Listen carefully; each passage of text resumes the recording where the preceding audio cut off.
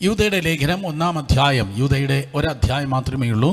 2 വാക്യങ്ങളിലേക്കാണ് നമ്മുടെ ശ്രദ്ധയെ തിരിക്കുന്നത്. യൂദയുടെ ലേഖനം 12-13 വാക്യങ്ങളിലേക്ക് നമ്മുടെ ശ്രദ്ധയെ തിരിക്കാം. യൂദയുടെ ലേഖനം 12-13 വാക്യങ്ങൾ. ഇവർ നിങ്ങളുടെ സ്നേഹസദ്യകൾ, മറഞ്ഞു കിടക്കുന്ന പാറകൾ, നിങ്ങളോടുകൂടെ വിരുന്ന് കഴിച്ച് ഭയം കൂടാതെ നിങ്ങളെ തന്നെ തീറ്റുന്നവർ, കാറ്റുകൊണ്ട് ഓടുന്ന വെള്ളമില്ലാത്ത മേഘങ്ങൾ, ഇല കൊഴിഞ്ഞും ഫലമില്ലാതെയും 2 വേര് ചത്തും വേരറ്റും പോയ വൃക്ഷങ്ങൾ.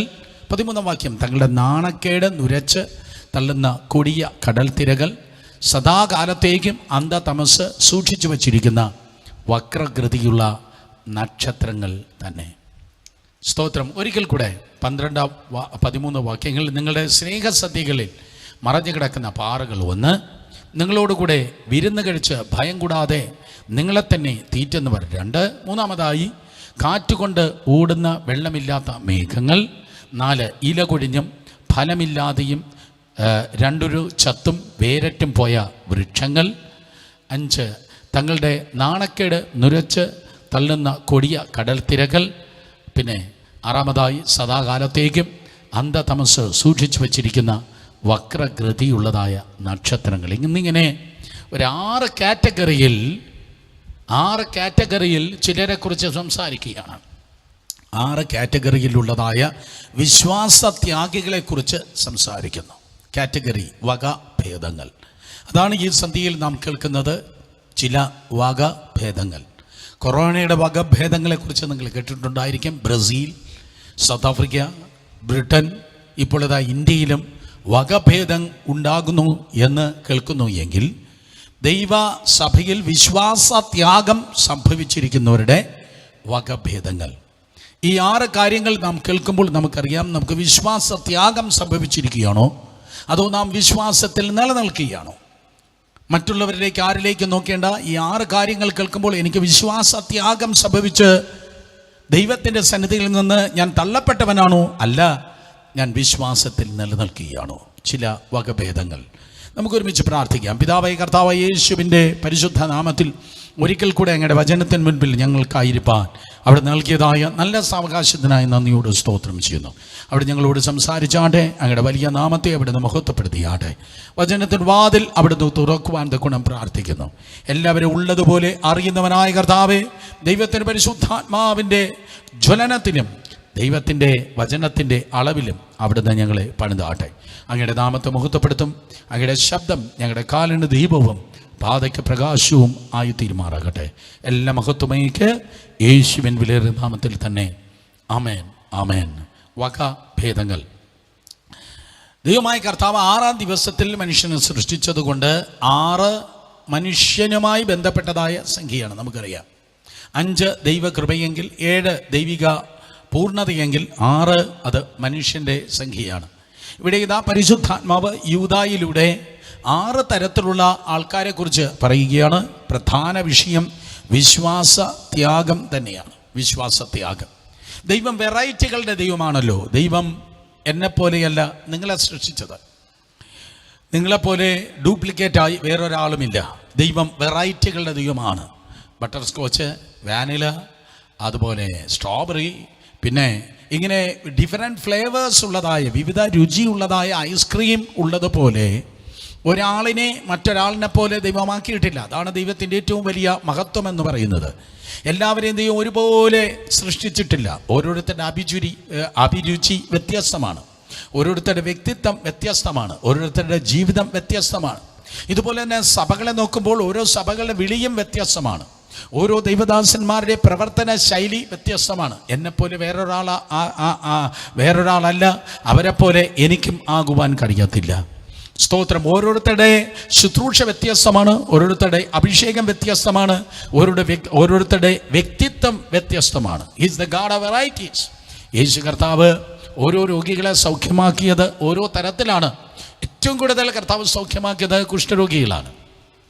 ഈ കുഷ്ഠരോഗികളെ കർത്താവ് സൗഖ്യമാക്കുമ്പോൾ സ്തോത്രം, അതെ, ആവർത്തിച്ച് ഒരേ പാറ്റേണിലല്ല പലരെയും സൗഖ്യമാക്കിയത്. ചിലരെ കണ്ട് മനസ്സലിഞ്ഞ് തൊട്ടു, ചിലരെ കണ്ട് മനസ്സലിഞ്ഞ് പറഞ്ഞു. അങ്ങനെ ഓരോ തരത്തിലാണ് കർത്താവ് ഓരോ കുഷ്ഠരോഗികളെ ശുദ്ധമാക്കിയത്. പിന്നെ രണ്ടാമത്തെ ഏറ്റവും വലിയ ഗ്രൂപ്പ് എന്ന് പറയുന്നത് കുരുടന്മാരാണ്.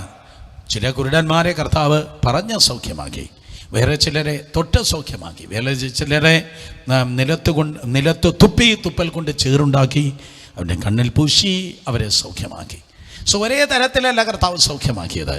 കർത്താവ് വിവിധ വെറൈറ്റിയിൽ, വിവിധ മെത്തേഡുകളിലാണ് അവരെ സൗഖ്യമാക്കിയത്.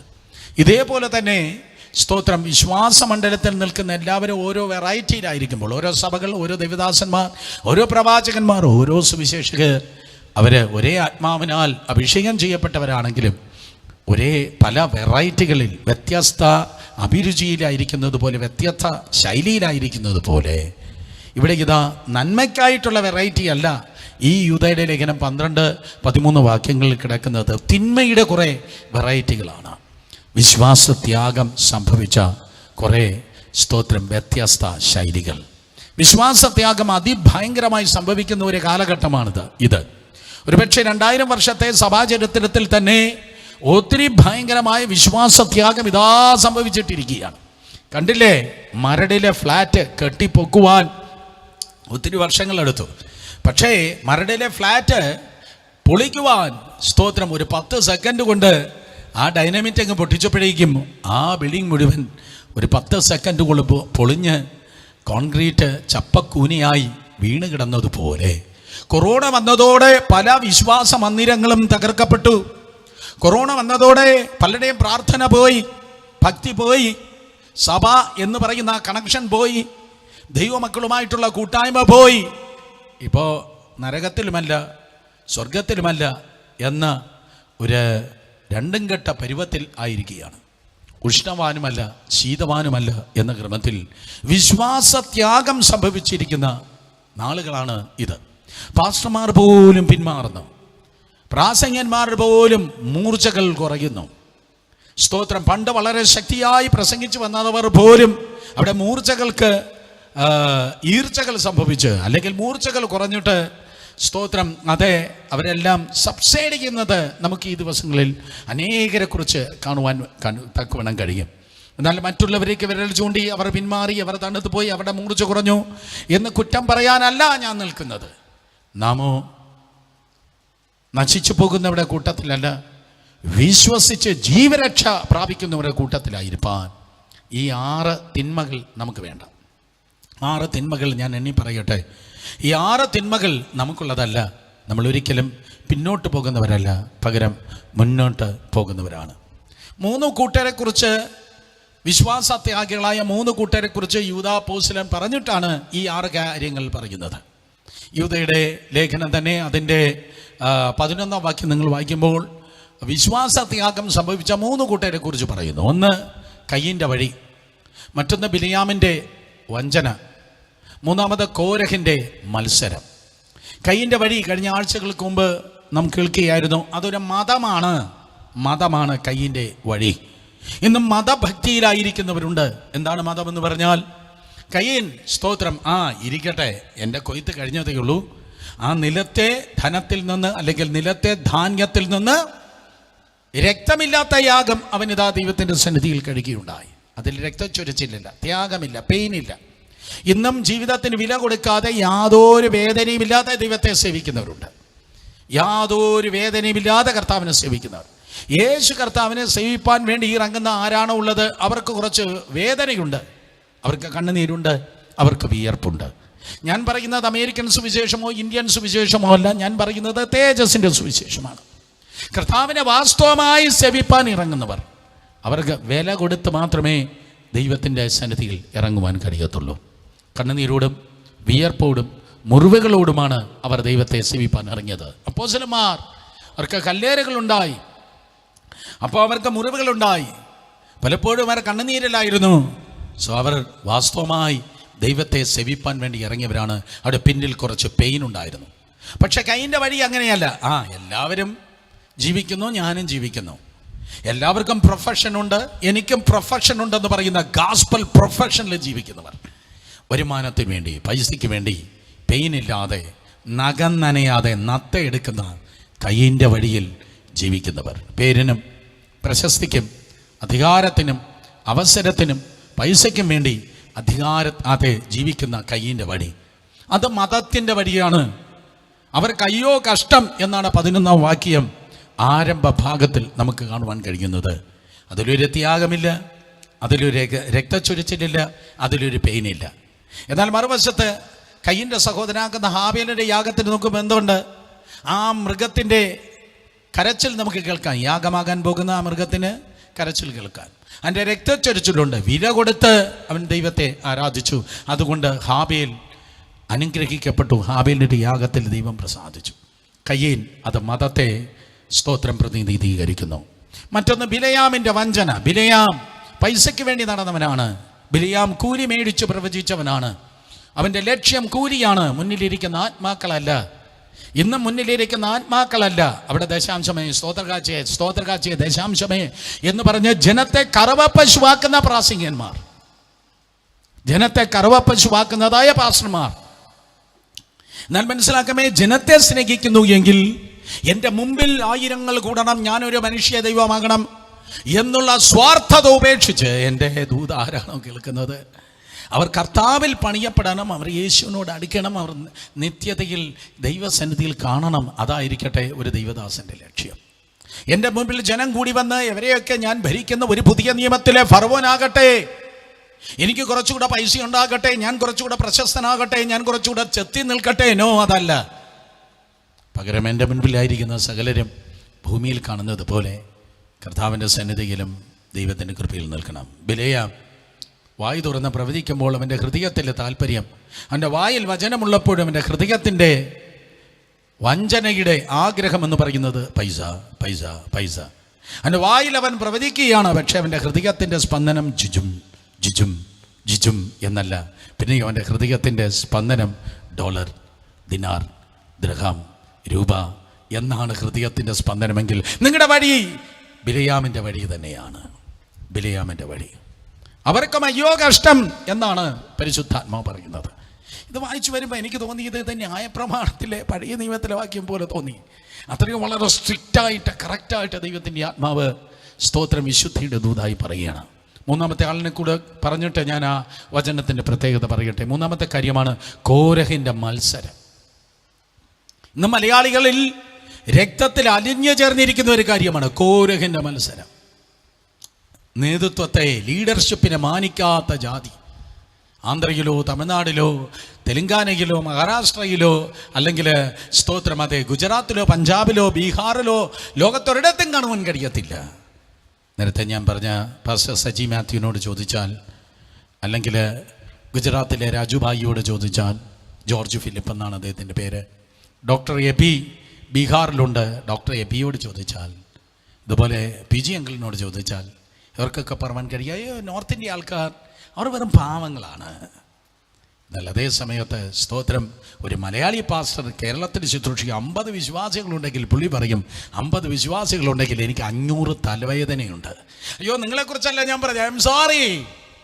പക്ഷേ കോരഹിൻ്റെ മത്സരം, ലീഡർഷിപ്പിനെ അംഗീകരിക്കാത്തവർ, ദൈവദാസന്മാരെ അംഗീകരിക്കാത്തവർ, ദൈവദാസന്മാർക്ക് സ്വസ്ഥത കൊടുക്കാത്തവർ, ദൈവദാസന്മാരോട് എതിർത്ത് നിൽക്കുന്നവർ, ദൈവദാസന്റെ ആൽഫ മുതൽ ഒമേഗ വരെയുള്ള സകലതും എതിർത്ത് നിൽക്കുന്ന കോരഹിൻ്റെ തലമുറ, കോരഹിൻ്റെ മത്സരം. കോരഹിൻ്റെ മത്സരത്തിൽ നശിച്ചു പോവുകയും ചെയ്യുന്നു. സുരേഷ് ബാബു അല്ല പറഞ്ഞത്, ദൈവവചനം പറയുന്നു. അവർ ഭൂപ്പരപ്പിലില്ല, അവർ ദൈവകൃപയിലില്ല.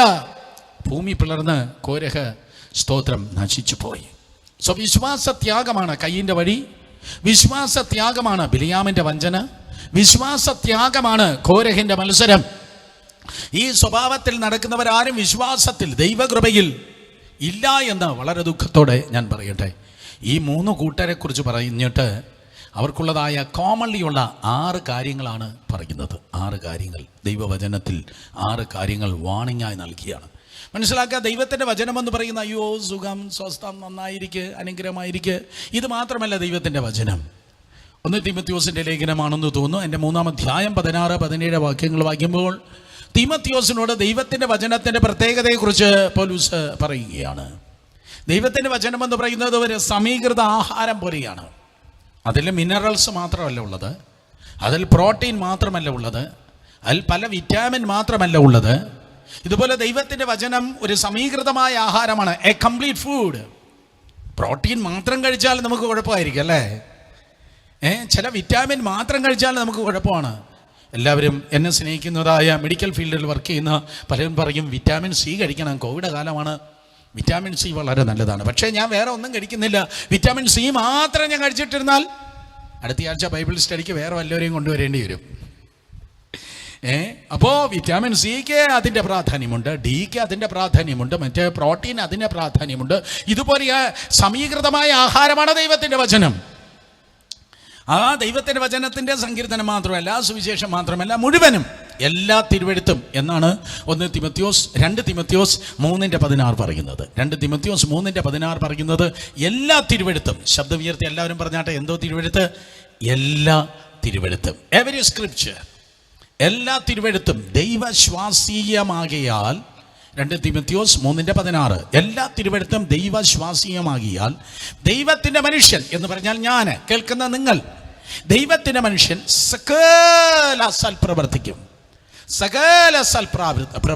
വക പ്രാപിച്ച് തികഞ്ഞവൻ ആകേണ്ടതിന്, ഒരു ട്രാൻസ്ലേഷനിൽ പറയുന്നു പെർഫെക്റ്റ് ആകേണ്ടതിന്, തികഞ്ഞവനാകേണ്ടതിന് എന്തൊക്കെ ഉണ്ടായിരിക്കണം? ഉപദേശം, ശാസനയ്ക്ക്, ഗുണീകരണത്തിന്, നീതിയിലെ അഭ്യാസനത്തിന് പ്രയോജനമുള്ളത് ആകുന്നു. സോ ഈ സമീകൃതമായ ആഹാരമാകുന്ന ദൈവവചനത്തിൽ ഉപദേശമുണ്ട്, ഡോക്ട്രിൻസ്. ദൈവസഭ നിൽക്കേണ്ടത് രോഗശാന്തിയിലല്ല, ദൈവസഭ വളരേണ്ടത് പ്രവചനത്തിലല്ല, ഡെയിലി പ്രവചനം കേട്ട് നോ, അതല്ല ദൈവസഭ. ദൈവസഭ ഉപദേശത്തിലാണ് വളരേണ്ടത്, ഉപദേശത്തിൽ. ആ ഉപദേശത്തിൽ മുന്നേറുമ്പോൾ എന്ത് ചെയ്യണം? ശാസനയുണ്ട്. ഈ പിള്ളേരെയൊക്കെ ഞാൻ ശാസിച്ചിട്ടുണ്ട്, ഒരപ്പൻ്റെ ശബ്ദത്തിൽ ശാസിക്കാറുണ്ട്, സ്തോത്രം. എന്നാൽ എന്നും ശാസനയല്ല, 6 മാസത്തിൽ ഒന്നൊക്കെ ആയിരിക്കും ചിലപ്പോൾ അവർക്ക് കിട്ടുന്നത്. അമ്മ ചിരിക്കുന്നില്ല, എന്നെ നോക്കുന്നില്ല, സ്തോത്രം. അതെ, ശാസനയുണ്ട്. പക്ഷെ ആ ശാസന എന്തിനാണ്? തൂക്കിക്കൊല്ലാനല്ല. ഈ ശാസിക്കുന്ന സഭയിലെ അപ്പനാകട്ടെ, വീട്ടിലെ അപ്പനാകട്ടെ, അവനെ തൂക്കിക്കൊല്ലുന്നതായ ആരാച്ചാരല്ല, അവൻ എന്നെക്കാളും ദൈവസന്നിധിയിൽ പ്രയോജനമുള്ളവനാണ്. ഞാൻ എവിടെയാണോ സ്റ്റംബിൾ ചെയ്തത്, എവരെ സ്റ്റംബിൾ ചെയ്യാൻ പാടില്ല. ഞാൻ എവിടെയാണോ തലകുനിഞ്ഞത്, അവിടെയൊന്നും ഇവർ തലകുനിയുവാൻ പാടില്ല. ഞാൻ എവിടെയാണോ പരാജയപ്പെട്ടത്, അവിടെ ഒരിടത്തും ഇവൻ പരാജയപ്പെടാൻ പാടില്ല. എന്നെക്കാളും അവർ നല്ലതായി തീരണം, എന്നെക്കാളും വലുതായി തീരണം, വലിയവരായി തീരണം. അതിനു വേണ്ടിയാണ് ശാസിക്കുന്നത്. ഉപദേശമുണ്ട്, ശാസനയുണ്ട്, ഗുണീകരണം ഉണ്ട് എന്ന് തിരുവചനം പറയുന്നു. സ്തോത്രം. ഇംഗ്ലീഷിൽ എന്താണ് എഴുതിയിരിക്കുന്നത്? ഉപദേശം എന്ന് പറയുന്നത് സ്തോത്രം, profitable for teaching, reproof for correction, instructions. അതിന് മുമ്പ് correction, instruction which is in righteousness. അപ്പം കറക്ഷനുണ്ട്. ഇതൊരു കറക്ഷൻ്റെ ശബ്ദമാണ്. ഇതിൽ സ്തോത്രം ശാസനയുണ്ട്, കറക്റ്റ് ചെയ്യുകയാണ്. പരിശുദ്ധാത്മാവ് ഒരു 6 വെറൈറ്റി ഈ യൂദയുടെ ലേഖനം 12-13 വാക്യത്തിൽ പറഞ്ഞിട്ട് നമ്മളെ കറക്റ്റ് ചെയ്യണം. മക്കളെ, അങ്ങനെയല്ല ജീവിക്കേണ്ടത്, അങ്ങനെയല്ല നിന്റെ സ്വഭാവമാകേണ്ടത്. നീ കുറച്ചുകൂടെ ബെറ്റർ ആയാൽ കുറച്ചുകൂടെ നന്നായിരിക്കുമെന്ന് ഒരു കറക്ഷൻ്റെ ശബ്ദമാണ് ഈ 6 കാര്യങ്ങളിൽ നമുക്ക് കാണുവാൻ കഴിയുന്നത്. കറക്ഷൻ. അതിൽ പറയുകയാണ് 12-ാം വാക്യം നമ്മൾ വായിക്കുമ്പോൾ, യൂദയുടെ ലേഖനം 12-ാം വാക്യത്തിൽ 6 കാര്യങ്ങളിൽ ഒന്നാമത്തെ കാര്യം, വിശ്വാസത്യാഗം സംഭവിച്ച 3 പേരെ കുറിച്ച് പറഞ്ഞല്ലോ. കയ്യീന്, പിന്നെ ബിലയാമ്, കോരഹ്, ഇവരെക്കുറിച്ച് പറഞ്ഞിട്ട് അവരുടെ കോമൺലി വെളിപ്പെടുന്നതായ 6 കാര്യങ്ങൾ നമ്മുടെ കറക്ഷന് വേണ്ടി പറയുന്നു. സ്തോത്രം. 1, ഇവർ നിങ്ങളുടെ സ്നേഹസതികളിൽ മറഞ്ഞു കിടക്കുന്ന പാറകൾ. ഇവർ നിങ്ങളുടെ സ്നേഹസദ്യകൾ മറഞ്ഞു കിടക്കുന്ന പാറകൾ. ഇവർ സ്നേഹസദ്യയാണ്. ആദ്യം കാണുമ്പോഴേക്കും നല്ല സദ്യയാണെന്ന് തോന്നും, നല്ല സദ്യയാണെന്ന് തോന്നും. പക്ഷെ അതിങ്ങനെ ആർത്തിയോടെ നമ്മളിങ്ങനെ, ആദ്യം പരിപ്പ്, ട്രിവാൻഡ്രം സദ്യയാണ് ഞാൻ പറയുന്നത്. യെരുശലേം സദ്യയോ യഹൂദൻ്റെ സദ്യയോ അല്ല, ട്രിവാൻഡ്രം സദ്യയാണ്. ഒരു പക്ഷേ തിരുവല്ലക്കാരും റാന്നിക്കാരും ചങ്ങനാശ്ശേരിക്കാരും കോട്ടയംകാരൊക്കെ മനസ്സിലാക്കണം, ഈ സദ്യയുടെ ഓർഡർ ആയിരിക്കത്തില്ല നിങ്ങൾക്ക് സ്തോത്രം അവിടെയുള്ള വിവാഹങ്ങൾക്ക് ലഭിക്കുന്നത്. പ്രത്യേകിച്ച് ട്രിവാൻഡ്രം തമിഴ്നാടുമായിട്ടുള്ള ബോർഡർ ഏരിയയിൽ കിടക്കുന്നത് കൊണ്ട്, പ്രത്യേകിച്ച് ഹൈന്ദവ പശ്ചാത്തലവുമായി ട്രിവാൻഡ്രംകാർക്ക് വളരെ അടുത്തൊരു ബന്ധമുണ്ട്. സദ്യ എന്ന് കേട്ടപ്പോൾ എൻ്റെ വായിൽ തന്നെ വെള്ളം ഊറി. ആദ്യം സദ്യകരിക്കുമ്പോൾ ചോറ് വന്നിട്ട് ആദ്യം എന്താണ് വരുന്നത്? ആദ്യം പരിപ്പും പപ്പടവും അതിനോടൊപ്പം നെയ്യുമായിരിക്കും വരുന്നത്. നല്ലൊരു ബൈബിൾ സ്റ്റഡി, എല്ലാവരുടെ വായിലും വെള്ളം ഊറുന്നു. അത് കഴിഞ്ഞിട്ട് സ്തോത്രം പിന്നെ വരുന്നത് സാമ്പാറാണ് വരുന്നത്. നല്ല കൊഴുത്ത സ്തോത്രം, നല്ല സാമ്പാറാണ് വരുന്നത്. ആ സാമ്പാർ കഴിഞ്ഞിട്ട് 2 അല്ലെങ്കിൽ 3 എത്ര പായസമാണോ, അല്ലെങ്കിൽ ഞങ്ങൾ പ്രഥമൻ എന്നാണ് പറയുന്നത്, അതാണ് വരുന്നത്. ആദ്യം അട, പിന്നെ കടല, പിന്നെ എന്തുവാ സേമിയ, അതിനോടൊപ്പം ബോളി, ഇങ്ങനെയുള്ള സ്തോത്രം പായസമാണ് വരുന്നത്. പിന്നെ അത് കഴിഞ്ഞിട്ട് പുളിശ്ശേരി ആയിരിക്കും, പിന്നെ അത് കഴിഞ്ഞ് രസമായിരിക്കും, പിന്നെ അത് കഴിഞ്ഞിട്ട് മോരായിരിക്കും. അതോടെ സന്ധ്യയുമായി ഉഷസ്സുമായി സദ്യ കഴിഞ്ഞു. ബൈബിൾ സ്റ്റഡി തുടരുകയാണ്. നോക്കണമേ സ്തോത്രം, ഇവിടെ ഇതാ സ്നേഹസദ്യകൾ എന്ന് പറയുന്നു. ഈ സ്നേഹസദ്യ എന്ന് പറയുന്നത് എന്താണ്? ബൈബിൾ ഡിക്ഷണറിയിൽ ഞാൻ മനസ്സിലാക്കിയത്, ആദ്യ നൂറ്റാണ്ടിൽ സഭായോഗത്തിന് ഒരുമിച്ച് കൂടി വരുമ്പോൾ അവർക്ക് കർത്തൃമേശയ്ക്ക് മുമ്പ് ഒരു സ്നേഹസദ്യയുണ്ട്. വിശ്വാസികൾ അവർ സ്തോത്രം കൈയും വീശിയല്ല ആരാധനയ്ക്ക് വരുന്നത്, അവർ ആഹാരങ്ങളുമായിട്ടാണ് കടന്നു വരുന്നത്. അവരുടെ കയ്യിൽ ആഹാരമുണ്ട്. പണക്കാരാണെങ്കിൽ, നല്ല ധനമുള്ളവരാണെങ്കിൽ കുറച്ച് കൂടുതലൊക്കെ സ്തോത്രം കുക്ക് ചെയ്ത് സ്തോത്രം കുറച്ച് കൂടുതൽ ആഹാരമൊക്കെ കരുതി മറ്റുള്ളവർക്കൊക്കെ കരുതിയായിരിക്കും അവർ വരുന്നത്. അയ്യോ, ക്രൈസ്റ്റ് സെൻ്ററിൽ ചിലർ സ്നേഹസദ്യയൊക്കെ വെച്ചാലുണ്ടല്ലോ, കാറിൽ വരാൻ പറ്റത്തില്ല. ചില പുള്ളികളെ എനിക്കറിയാം, വലിയ ട്രക്കിലായിരിക്കും അവർ സ്നേഹസദ്യയിൽ കൊണ്ടുവരുന്നത്. കാരണം ഇവിടെ കുക്കിങ്ങിനായി മാത്രം ജീവിക്കുന്ന ചില ആൾക്കാരുണ്ട്. ആദ്യ നൂറ്റാണ്ടിൽ അങ്ങനെ സ്തോത്രം അതെ ആൾക്കാർ സ്നേഹസദ്യയും കൊണ്ടുവരികയാണ്. മറ്റുള്ളവരെയൊക്കെ കരുതി വിഭവങ്ങളുമായി, പല വിഭവങ്ങളുമായിട്ട് വരുന്നവരുണ്ട്. പാവങ്ങളാണെങ്കിൽ എന്തിങ്ങനെ വരും? പാവങ്ങളാണെങ്കിൽ വൈദവായി നിങ്ങൾക്ക് ആഹാരത്തിന് വകയില്ലെങ്കിൽ ഈ ദിവസങ്ങളിൽ ഓഫീസിൽ കോൺടാക്ട് ചെയ്യണം. പാവങ്ങളാണ് വരുന്നതെങ്കിൽ അവരുടെ ശുഷ്കമായ ആഹാരമായിട്ടാണ് അവർ വരുന്നത്. അപ്പോൾ പണക്കാര ആഹാരങ്ങളും പാവങ്ങളുടെ ആഹാരങ്ങളും ഒരുപോലെ അവിടെ വെച്ച് ആരെങ്കിലും പ്രാർത്ഥിക്കുമായിരിക്കും, ആരെങ്കിലും സ്തോത്രം ചെയ്യും, എന്നിട്ട് ഒരുമിച്ച് അവരുടെ ഭക്ഷണം കഴിക്കും. ഈ മുസ്ലിം കൾച്ചറിൽ നിന്നും അതാണ് നടക്കുന്നത്. അവരുടെ അടുക്കലേക്ക് ഭക്ഷണത്തിന് വേണ്ടി പോയാൽ ഒരുമിച്ച് അവിടെ ഫുഡ് വെച്ചിട്ട് ഒരുമിച്ച് നമ്മളിങ്ങനെ കഴിക്കുകയാണ്. ഹല്ലേലൂയ. അത് തന്നെയാണ് യഹൂദ കൾച്ചർ അനുസരിച്ച് സഭയിൽ അന്ന് വെളിപ്പെട്ടിരുന്നത്. പാവപ്പെട്ടൻ്റെ ഭക്ഷണവും പണക്കാരൻ്റെ ഭക്ഷണവും ഒരുമിച്ച് വെച്ചിട്ട് അവർ ഒരുമിച്ച് സ്നേഹസദ്യ കഴിക്കുകയാണ്. അതാണ് സ്നേഹസദ്യ. അതൊരു ഫെലോഷിപ്പാണ്. അത് വലിയൊരു സ്നേഹത്തിൻ്റെ സ്തോത്രം പ്രദർശനമായിരുന്നു സ്നേഹസദ്യ. ആ സദ്യ കഴിച്ച് അവർ വയറൊക്കെ നിറച്ചതിന് ശേഷം പിന്നെ അപ്പവും വീഞ്ഞും എടുത്തു വെച്ച് കർത്തൃമേശയ്ക്കായി അവർ പ്രാർത്ഥിക്കും. കർത്താവിൻ്റെ മേശ, ആ കർത്താവിൻ്റെ മേശ കഴിഞ്ഞാണ് തുടർന്നവർ ആരാധനയിലേക്ക് നീങ്ങുന്നത്. അപ്പം ആദ്യം സ്നേഹസദ്യ, പിന്നെ കർത്താവിൻ്റെ മേശ, പിന്നെ അത് കഴിഞ്ഞിട്ടാണ് ആരാധന. അപ്പോൾ ആ സ്നേഹസദ്യ ഞാനിതാ കൊണ്ടുവരികയാണ്. ഞാൻ സ്തോത്രം അതെ സ്നേഹസദ്യ, കുറച്ച് ഇടിയപ്പവും മുട്ടക്കറിയും ഒക്കെ ഞാനിങ്ങനെ ഈ സഹോദരന്മാരെയൊക്കെ ഓർത്ത് കൊണ്ടുവന്നിരിക്കട്ടെ. പക്ഷേ ഇടിയപ്പത്തിനകത്ത് എന്തുകൊണ്ടായിരിക്കും? തേങ്ങാപ്പീര ഉണ്ടായിരിക്കും എന്ന് വെച്ചോ. പക്ഷേ ഒരുത്തന്നിട്ട് പാര പണിയണമെന്നുണ്ടെങ്കിൽ ഞാൻ എന്ത് ചെയ്യും? ആ സ്തോത്രം തേങ്ങാപ്പീരകയുടെ കൂടെ കുറച്ച് കല്ലോ അങ്ങനെയുള്ള 2 ചെറിയ കല്ലും കൂടെ എടുത്തു വെച്ചാൽ അവനത് കഴിക്കുമ്പോഴേക്കും കല്ല് കടി. അതാണ് സ്നേഹസദ്യകൾ മറിഞ്ഞു കിടക്കുന്ന പാറകൾ. വളരെ സ്നേഹസദ്യയാണെന്ന് വരിച്ച് നല്ല വിഭവസമൃദ്ധമായ ഊണാണ്, നല്ല ഫെലോഷിപ്പാണ്, നല്ല ബ്രദറാണ്, നല്ല സിസ്റ്ററാണ്, നല്ല അങ്കിളാണ്, നല്ല ആൻറ്റിയാണ്, നല്ല ദിവ്യദാസാണ് എക്സെട്ര എന്ന് വിചാരിച്ച് വാരി വലിച്ച് കഴിക്കുമ്പോഴേക്കും പെട്ടെന്ന് ടിയോ എന്ന് പറഞ്ഞ് പെട്ടെന്ന് കല്ല് കടിക്കുകയാണ്. അയ്യോ, അങ്ങനെയല്ലല്ലോ വിചാരിച്ചത്. അവരങ്ങനെ അല്ലല്ലോ, സംസാരത്തിൽ അങ്ങനെ അല്ലായിരുന്നല്ലോ, പ്രവൃത്തിയിൽ അങ്ങനെ അല്ലായിരുന്നല്ലോ. പക്ഷേ അവരോട് അടുത്തപ്പോൾ കല്ലുകടി അടുത്തപ്പോഴാണ് കല്ലുകടി. സോ അങ്ങനെ വേറെ ഏതെങ്കിലും ഒരു വ്യക്തിയിൽ നിന്നും ഒരു കല്ലുകടി നിങ്ങളുടെ ജീവിതത്തിൽ വന്നിരിക്കുന്നുവെങ്കിൽ മറ്റുള്ളവർക്ക് കല്ലുകടിയായി ജീവിക്കുന്ന ആരെങ്കിലും ഉണ്ടെങ്കിൽ മനസ്സിലാക്കണം, വിശ്വാസ ത്യാഗം സംഭവിച്ചിരിക്കുന്ന വ്യക്തിയാണ്. സഹോദരന്മാർക്ക് ഇടർച്ച വരുത്തിയിരിക്കുന്ന ഒരു വ്യക്തിയാണ്. സ്തോത്രം. കല്ലുകടി ഉണ്ടാകുമ്പോൾ അസ്വസ്ഥതയാണ്.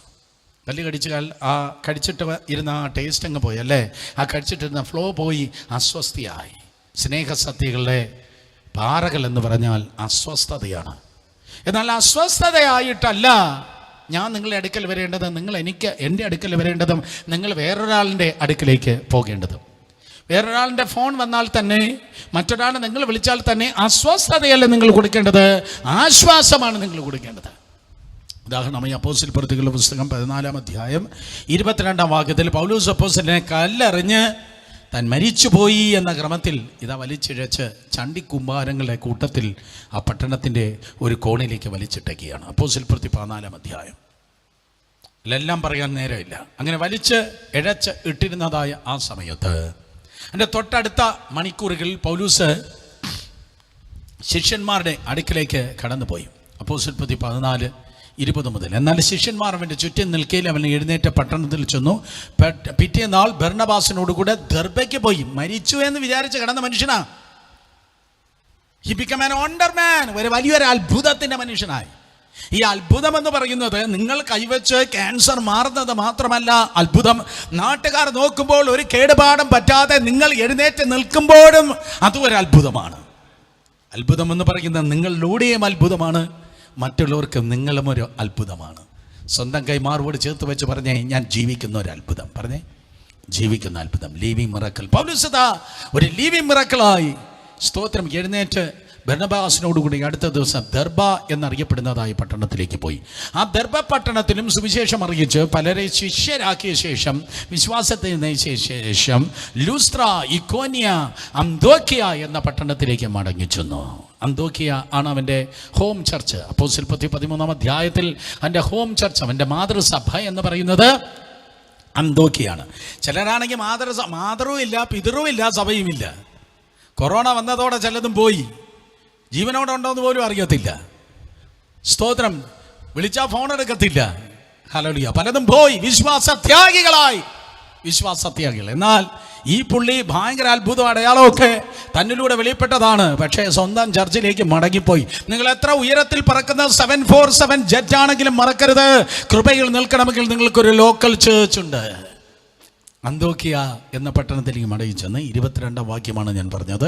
വിശ്വാസത്തിൽ നിലനിൽക്കണം എന്നും നാം അനേക കഷ്ടങ്ങളിലൂടെ ദൈവരാജ്യത്തിൽ കടക്കേണ്ടതാകുന്നു എന്നും പ്രബോധിപ്പിച്ച് ശിഷ്യന്മാരുടെ മനസ്സിനെ കലക്കി എന്നല്ല അവിടെ വേദപുസ്തകം പറയുന്നത്. ശിഷ്യന്മാരുടെ മനസ്സിനെ ഉറപ്പിച്ച്, ശിഷ്യന്മാരുടെ മനസ്സിനെ ഉറപ്പിച്ച്.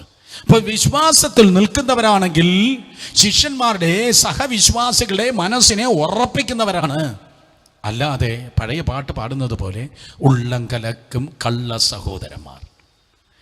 ഉള്ളം കലക്കുന്നത് കള്ള സഹോദരന്മാരാണ്. നിങ്ങളുടെ ഇടയിൽ കൺഫ്യൂഷൻ ഇടുന്നതാ. പിന്നെ അവിടെ കാര്യങ്ങൾ ശരിയല്ല കേട്ടോ. അവിടെ നിങ്ങൾ അറിയുന്നത് പോലെയല്ല കേട്ടോ. ആ പുള്ളി നിങ്ങൾ അറിയാത്ത കുറേ കാര്യങ്ങളൂടെ അദ്ദേഹത്തിനുണ്ട് കേട്ടോ. എന്നൊക്കെ പറഞ്ഞ് സ്തോത്രം മനസ്സ് കലക്കുന്നതെങ്കിൽ അത് കള്ളന്മാരാണ്, അത് ശിഷ്യന്മാരുടെ ജോലിയല്ല. എന്നാൽ പൗലൂസ് സ്തോത്രം ശിഷ്യന്മാരുടെ മനസ്സ് ഉറപ്പിച്ചു. കഴിഞ്ഞ ആഴ്ച ഏറെ കൊണ്ട് ചത്തുപോയി എന്ന് കിടന്ന മനുഷ്യനാണ് ഇപ്പോൾ എഴുന്നേറ്റ് വന്നു. അയ്യോ, എനിക്ക് അവിടെ ചെന്നപ്പോൾ ഭയങ്കര കല്ലേറായിരുന്നു കേട്ടോ. ഞാൻ തീരുമാനിച്ചു ഇനി വേല സുവിശേഷ വിലക്കില്ല. ആ കല്ലേറിൻ്റെ സ്തോത്രം വേദന ഇതുവരെ തീർന്നില്ല. ഞാൻ ഇനി സുഖചികിത്സ എവിടെയുണ്ട് എന്ന് വിചാരിച്ച മസാജിങ്ങിന് വേണ്ടി നടക്കുന്നു എന്നല്ല പൗലൂസ് പറഞ്ഞത്. പൗലൂസ് പറഞ്ഞു കല്ലേറെങ്കിൽ കല്ലേറ്, കൊലപാതകമെങ്കിൽ കൊലപാതകം. ഇനി ജീവിക്കുന്നത് ഞാനല്ല, കർത്താവിന് വേണ്ടി നിങ്ങൾ നിൽക്കണം. അനേക കഷ്ടമുണ്ട്, കഷ്ടങ്ങളിലൂടെ എവിടെ കിടക്കണം? അമേരിക്കയ്ക്ക് കിടക്കണമെന്നല്ല, ദൈവരാജ്യത്തിൽ കിടക്കേണ്ടതാകുന്നു എന്ന് പറഞ്ഞ് ശിഷ്യന്മാരുടെ മനസ്സിനെ ഉറപ്പിച്ചു. അങ്ങനെ ശിഷ്യന്മാരുടെ മനസ്സ് ഉറപ്പിക്കാതെ വിഷം കലക്കുന്നവരുണ്ടെങ്കിൽ അവരുടെ പേര് വിശ്വാസത്യാഗികളാണ്. അങ്ങനെയുള്ള വിശ്വാസത്യാഗികളുടെ ഫോൺ നമ്പർ സ്തോത്രം, അതെ, ഫോണ് അവരെ ബ്ലോക്ക് ചെയ്യുക, എന്നിട്ട് അവരെ ഡിലീറ്റ് ചെയ്യുക. ആദ്യം ബ്ലോക്ക് ചെയ്യണം, പിന്നെ ഡിലീറ്റ് ചെയ്യണം. ആദ്യം ബ്ലോക്ക് ചെയ്യണം, പിന്നെ ഡിലീറ്റ് ചെയ്യണം. സ്തോത്രം, സ്തോത്രം. ഒന്നാമത്തെ കാര്യം നിങ്ങൾക്ക് കാണുവാൻ കഴിയുന്നത് യൂദയുടെ ലേഖനത്തിൽ അവർ സ്നേഹസദ്യകളിൽ മറഞ്ഞു കിടക്കുന്ന പാറകൾ അറിയാതെ കടിച്ചുപോയി. അയ്യേ, സ്തോത്രം, സദ്യ കൊള്ളത്തില്ല, അറിയാതെ കടിച്ചുപോയി. കല്ല് കടിക്കുന്നവർ, സ്തോത്രം, സ്നേഹസദ്യകൾ മറഞ്ഞു കിടക്കുന്ന പാറകൾ, അസ്വസ്ഥത ഉണ്ടാക്കുന്നവർ. നമ്പർ 2, രണ്ടാമത്, നിങ്ങളോട് കൂടെ വിരുന്ന് കഴിഞ്ഞ് ഭയം കൂടാതെ നിങ്ങളെ തന്നെ തീറ്റുന്നവർ. ഇംഗ്ലീഷിൽ എന്താ എഴുതിയിരിക്കുന്നത്? ഇംഗ്ലീഷിൽ എഴുതിയിരിക്കുന്നത് shepherds that without fear feed themselves. shepherd that without fear feed themselves. തങ്ങൾക്ക് വേണ്ടി തന്നെ നിങ്ങളെ ഉപയോഗിക്കുന്നവർ. മറ്റൊരർത്ഥത്തിൽ പറഞ്ഞാൽ, റൈറ്റ്, തങ്ങൾക്ക് വേണ്ടി തന്നെ മറ്റുള്ളവരെ ഉപയോഗിക്കുന്നവർ. നിങ്ങളോടുകൂടെ വിരുന്ന് കഴിഞ്ഞ് നിങ്ങളുടെ കൂടെയാണ് ഇരിക്കുന്നത്, പക്ഷെ അവർ വന്നിരിക്കുന്നത് നിങ്ങൾക്ക് നന്മ തരാനല്ല, അവർക്ക് വേണ്ടിയാണ്. എന്തോ ബ്യൂട്ടിഫുൾ നോക്ക്. പലരും നിങ്ങളോട് കൂടെ കൂടിയിരിക്കുന്നത്, നിങ്ങളുമായി പലരും കമ്പനി അടിച്ചിരിക്കുന്നത് നിങ്ങൾക്ക് നന്മ തരാൻ വേണ്ടിയല്ല. സഹോദരങ്ങളെ, ഞാൻ നിങ്ങളോട് കൂടെ കൂടുന്നെങ്കിൽ, ഞാൻ നിങ്ങളുടെ ശുശ്രൂഷകനായിരിക്കുന്നെങ്കിൽ അത് എൻ്റെ നന്മയ്ക്കാകല്ല, നിങ്ങളുടെ നന്മയ്ക്കായി ആകണം. ഈ ബുധനാഴ്ച ഞാൻ ഉപവാസം. നിങ്ങൾ ഉപവാസം തുടങ്ങും മുമ്പേ എൻ്റെ ഉപവാസം തുടങ്ങി. നിങ്ങളുടെ ഉപവാസം തീർന്നു, പക്ഷെ എൻ്റെ ഉപവാസം തീർന്നില്ല. നമ്മൾ തുടരുക. വല്ലവരും എന്തെങ്കിലും തരുമെന്ന് പറഞ്ഞിട്ടല്ല. ഈ പട്ടണത്തിൽ ആരുടെ അടുക്കലേക്ക് എന്തെങ്കിലും പോകാൻ, എന്തിനെങ്കിലും കൈനീട്ടാൻ എൻ്റെ തമ്പുരാൻ അനുവദിച്ചിട്ടില്ല, അനുവദിക്കത്തുമില്ല. നിങ്ങളുടെ ഒന്നും എനിക്ക് വേണ്ട, നിങ്ങളുടെ പൈസ എനിക്ക് വേണ്ട, നിങ്ങളുടെ ആഹാരം എനിക്ക് വേണ്ട. എന്ത് കിട്ടുമെന്ന് പറയുന്നത് ബിസിനസ്സാണ്, എന്ത് പ്രാപിച്ചു കൊടുക്കാമെന്ന് പറയുന്നത് സുവിശേഷമാണ്. പലരും നിങ്ങളോട് എന്തെങ്കിലും കൂടുന്നു എങ്കിൽ എനിക്കെന്തെങ്കിലും കിട്ടും. അവിടെ നല്ല വചനമുണ്ട്, അതുകൊണ്ട് പോകാം. അവിടെ ചെന്നാൽ നല്ല പോയിന്റ് കിട്ടും, അവിടെ ചെന്നാൽ നല്ല തോട്ട് കിട്ടും, അവിടെ ചെന്നാൽ നല്ല തോട്ട് കിട്ടും, അവിടെ ചെന്നാൽ ആ സഹായം കിട്ടും, അവിടെ ചെന്നാൽ ആ നന്മ കിട്ടും എന്ന് പറഞ്ഞു വരുന്നതെങ്കിൽ വിശ്വാസത്യാഗികളാണ്. ഈ കോവിഡ് കാലത്ത് ദൈവരാജ്യത്തിൻ്റെ പ്രിൻസിപ്പിൾ ഞാൻ പറയട്ടെ. നിങ്ങൾ വലിയ ഉപജ്ഞാതാക്കളോ വാചമടിക്കുന്നവരോ വലിയ പ്രൈച്ചേഴ്സോ ഭയങ്കര ടെക്നോളജി അറിയാവുന്നവരോ പാട്ട് പാടുന്നവരോ പെർഫെക്റ്റ് പരിപാടികളോ ഒന്നുമല്ല. പക്ഷെ ഉള്ള 5 അപ്പവും 2 മീനായിരിക്കും നിങ്ങളുടെ കയ്യിലുള്ളത്. അത് ഞാൻ തമ്പുരാൻ്റെ കയ്യിൽ കൊടുക്കട്ടെ. അതാകട്ടെ നമ്മുടെ ജീവിതത്തിൻ്റെ ലക്ഷ്യം. എനിക്കുള്ളത് ഇമ്മിണിയേ ഉള്ളൂ, അത് ഞാൻ ദൈവത്തിൻ്റെ കരത്തിൽ കൊടുക്കട്ടെ. അല്ലാതെ ചാക്കുമായി വന്ന് ഞാൻ വാരട്ടെ എന്ന് പറയുന്നതല്ല. എൻ്റെ പേര് കൗശലമാണ്. സോ രണ്ടാമത്തെ കൂട്ടരെ കുറിച്ച് പറയുന്നു, നിങ്ങളോടുകൂടെ വിരുന്ന് കഴിഞ്ഞ് ഭയം കൂടാതെ നിങ്ങളെ തന്നെ തീറ്റുന്നവർ. ഇംഗ്ലീഷിൽ വായിക്കുമ്പോൾ shepherd that without fear the feed themselves, തങ്ങൾക്ക് വേണ്ടി തന്നെ ഫീഡ് ചെയ്യുന്നവർ. അവർ കൗശലത്തിൻ്റെ ആൾക്കാരാണ്. കൗശലത്തിൽ ജീവിക്കുന്നവരാണ്. സഭയിൽ വന്ന് കൗശലത്തിൽ ജീവിക്കുന്ന ആരെങ്കിലും ഉണ്ടെങ്കിൽ, സുവിശേഷ വേല കൗശലത്തിൽ ചെയ്യുന്ന മുതലാളിമാരുണ്ടെങ്കിൽ, പ്രാസംഗന്മാരുണ്ടെങ്കിൽ വിശ്വാസത്യാഗികളാണ്. ഇന്ന് പലരും പലതും ചെയ്യുന്നത് കൗശലമാണ്. പേരിന്, പ്രശസ്തിക്ക്. സ്തോത്രം. ഞങ്ങളിങ്ങനെ ആളെ കൂട്ടി, ഞങ്ങളിങ്ങനെ പരിപാടികൾ ചെയ്തു, ഞങ്ങളിന്നും ഫീൽഡിലുണ്ട്, ഞങ്ങൾക്കും ചത്തണമെന്ന് പറഞ്ഞ് പലതും ചെയ്യുന്നത് കൗശലത്തിലാണ്. മാനിപ്പുലേഷൻ എന്ന് പറയുന്നത്, അല്ലെങ്കിൽ കൗശലം എന്ന് പറയുന്നത്, അതൊരു പിശാചാണ്. കൗശലത്തിലല്ല നിന്റെ ആത്മീയം നയിക്കേണ്ടത്, കൗശലത്തിലല്ല ജീവിക്കേണ്ടത്, വെളിച്ചത്തിന്റെ സന്ധിതിയായി. സ്തോത്രം. ദൈവകൃപയിൽ നമുക്കായിരിക്കാം കൗശലമില്ലാതെ, വ്യാജമില്ലാതെ. കൊറോണ നമുക്ക് മുഖംമൂടി വന്നല്ലേ, പക്ഷെ വേറെ പലർക്കും ജനിച്ചപ്പോഴേ മുഖംമൂടിയായിട്ട് ജീവിക്കുക. ഞാൻ കഴിഞ്ഞ ഇടയ്ക്ക് 1-2 പേരെ കണ്ട് അവർക്ക് 2 മാസ്ക് ഇട്ടിട്ടുണ്ട്. റിയലി 2 മാസ്ക് ഇട്ടിട്ടുണ്ട്. അത്രയ്ക്ക് കൊറോണയെ പേടിയുണ്ട്, ബഹുമാനമുണ്ട്. അതുകൊണ്ടാണ് 2 മാസ്ക് ഇട്ടേക്കുന്നത്. സ്തോത്രം. ഈ ആത്മീയ കാപട്യം എന്ന് പറയുന്ന വേറൊരു മാസ്ക് ഉണ്ട്. ആ മുഖംമൂടി മാറിയേ പറ്റത്തുള്ളൂ.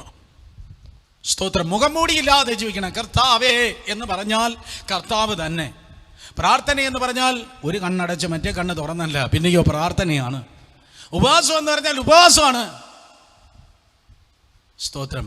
വ്യാജമില്ലാതെ, മറ്റുള്ളവരിൽ നിന്ന് എന്ത് കിട്ടുമെന്ന് ചിന്തിക്കാതെ, ചർച്ചിൽ നിന്ന് എന്ത് കിട്ടുമെന്ന് ചിന്തിക്കാതെ, ഈ പുസ്തകം എടുത്താൽ എന്തൊക്കെ കിട്ടും എന്ന് ചിന്തിക്കാതെ, കൗശലമില്ലാതെ ജീവിക്കുക.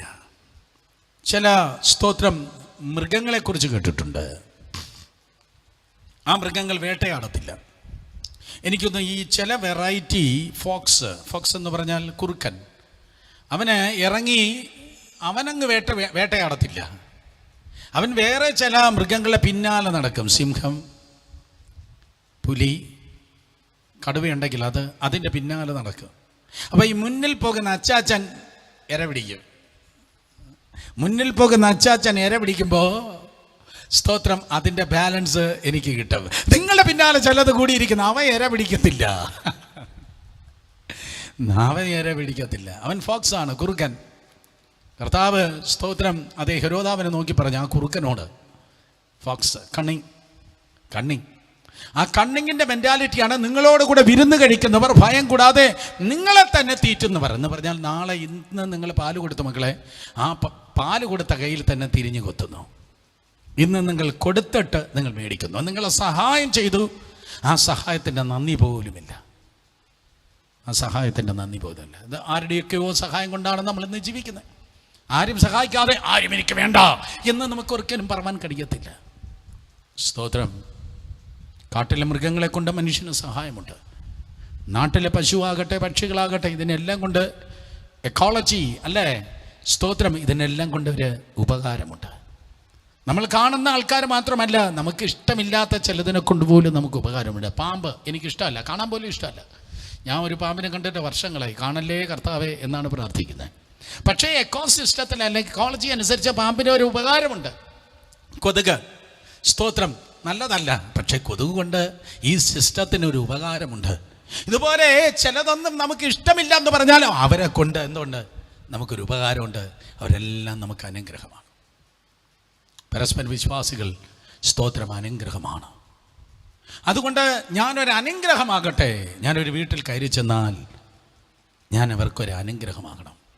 ഞാൻ സുവിശേഷ വേല ചെയ്യുന്ന എല്ലാവരുടെയും നന്മയ്ക്കായി പറയട്ടെ. ബ്രദർ സുരേഷ് ബാബു ഒരു വീട്ടിൽ ചെന്നാൽ ആ വീട്ടിലെ കൈ കുഞ്ഞു തുടങ്ങി പ്രായമുള്ളതായ അപ്പച്ചൻ വരെ എന്തേലും ഒരു നന്മ അനുഭവിച്ചിരിക്കും. ഞാൻ പറഞ്ഞത് ഏതോ കേക്കോ ജിലേബിയോ ലഡുവോ കൊടുക്കുമെന്നല്ല ഞാൻ പറഞ്ഞത്. മിക്കവാറും ഒരു പ്രവചന ദൂത് അല്ലെങ്കിൽ ഒരു വചനം അവർ പറയും, സ്തോത്രം, അതെ നിങ്ങൾ വന്നത് എനിക്ക് അനുഗ്രഹമായി.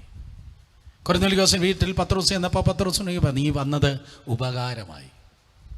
അല്ലാതെ നമ്മുടെ ചുറ്റും നിൽക്കുന്നവർ നീ എൻ്റെ കൂടെ നിൽക്കുന്നത് എനിക്ക് ഉപദ്രവമായി എന്നല്ല പറയേണ്ടത്. നീ എൻ്റെ കൂടെ നിൽക്കുന്നത് എനിക്ക് ഉപകാരമായി. അല്ലാതെ ഉപദ്രവമായെങ്കിൽ അവർ വിശ്വാസത്യാഗികളാണ്. എന്തേലും ഊറ്റാൻ, സ്തോത്രം, നന്മ പറ്റിയിട്ട് നാളെ നിറം പിടിച്ച കള്ള കഥകളും അപവാദം പറയുന്ന അവർ വിശ്വാസത്യാഗികളാണ്. നമ്മളിൽ നിന്ന് നന്മ അനുഭവിച്ചിട്ട്, ഈ നന്മയെന്ന് പറയുന്ന പൈസ മാത്രമല്ല, ഞാൻ എൻ്റെ വ്യക്തിപരമായി പറഞ്ഞാൽ പൈസയേക്കാൾ വിലയേറിയ ഒത്തിരി കാര്യങ്ങളുണ്ട്. ഏറ്റവും വലുത് ദൈവകൃപയാണ്. ദൈവകൃപയ്ക്ക് തുല്യം അല്ലെങ്കിൽ കർത്താവിന് തുല്യം കർത്താവ് മാത്രമാണ്. അഭിഷേകത്തിന് തുല്യം അഭിഷേകം മാത്രമാണ്. അതുപോലെ വേറെ ഒരു വിലയേറിയ കാര്യമാണ് ആരോഗ്യമുള്ളൊരു ശരീരം. ഒന്ന് ചിന്തിച്ച മക്കളെ, ആരോഗ്യമില്ലാതെ വല്ല പനിയും വന്നാൽ ഒരു 4 പ്രാവശ്യം ഇങ്ങനെ നിങ്ങൾ ചുമച്ചാൽ നാട്ടുകാർ മുഴുവൻ പറയും അവനും കോവിഡ് വന്നെന്ന് വന്നു. ആരോഗ്യമുള്ള ശരീരം വലിയൊരു അനുഗ്രഹമാണ്. സമാധാനമുള്ള ഒരു മനസ്സ് ഭയങ്കര സമ്പത്ത് ആണ്.